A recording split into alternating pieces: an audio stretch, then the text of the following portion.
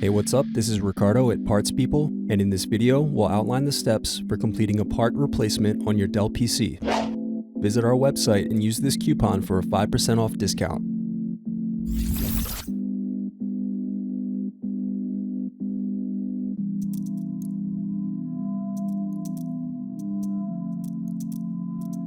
Now unscrew to pry apart display assembly.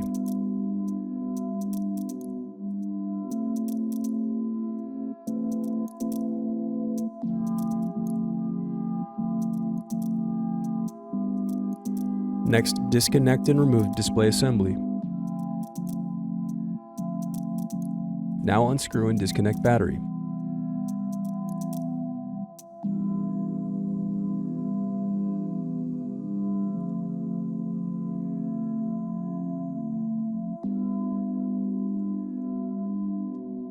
Then unscrew and disconnect web camera.